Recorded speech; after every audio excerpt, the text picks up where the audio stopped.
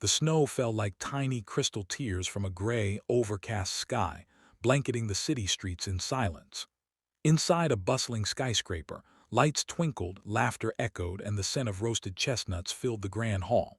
Yet for Ava Winters, 9 years old, the holiday cheer felt distant, muffled, unreachable.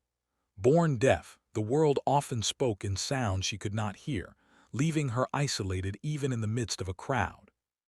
Her father, Marcus, had tried everything to make her feel included, but the gap between her world and theirs always lingered. Today, they were attending a Christmas dinner hosted by one of the city's most formidable CEOs, Jonathan Blake, and Ava had reluctantly agreed. Before we continue, if you believe in kindness and second chances, do us a favor. Like, comment, share, and subscribe to Life Spark Stories, because stories like these remind us that small acts of love can change lives. The elevator doors opened and Ava stepped out, her little hand clasped tightly in her father's. She froze, staring at the glittering chandeliers and the impeccably dressed guests who barely noticed her presence. Marcus whispered encouragement, adjusting her red scarf and smiling softly. "Just stay close to me, Ava. You'll see, it's going to be okay."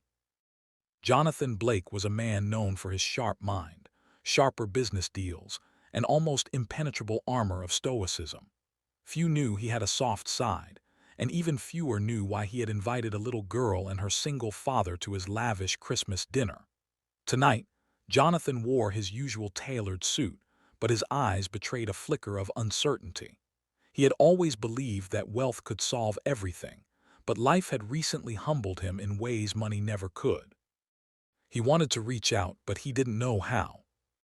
As they approached the long banquet table, Ava's eyes wandered, taking in the towering Christmas tree, the warm glow of candles, and the scent of spiced wine. She couldn't hear the soft music, couldn't laugh at the jokes, and the distant chatter made her shrink into her father's side. That's when it happened, a small act that would change everything. Across the table sat Jonathan's son, Lucas, a shy, earnest teenager who had been learning sign language for his grandmother. Spotting Ava, he hesitated, unsure if she would respond, but then he raised his hands and began to sign, slowly and carefully, "Merry Christmas." Ava's eyes widened, a spark igniting within her. For the first time tonight, she felt seen. Her tiny hand moved to meet his gesture, and a shy smile spread across her face. Marcus watched, heart swelling with relief and awe. "She's smiling," he whispered under his breath, his voice almost breaking. It was rare to see Ava express joy so openly, and tonight he realized kindness was speaking louder than words. The evening unfolded in a magical rhythm.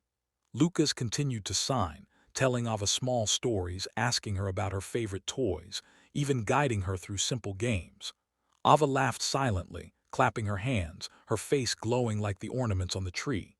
Jonathan, observing quietly, felt a pang of something unfamiliar, genuine emotion, a tug at his heart he couldn't ignore. He realized that no amount of money could buy the connection his guests were sharing effortlessly. Later, as the dinner came to a close, Ava tugged at her father's sleeve and signed back to Lucas, "Thank you." The simplicity of the gesture held oceans of meaning, and Marcus's eyes welled up as he embraced his daughter. Jonathan approached, awkward but sincere, and knelt to Ava's level. He tried to form the words he had never been able to say and finally signed clumsily, "You are brave." Ava tilted her head, smiling, and for the first time the world seemed less lonely. The night ended with snow falling heavier outside, painting the city in serene white.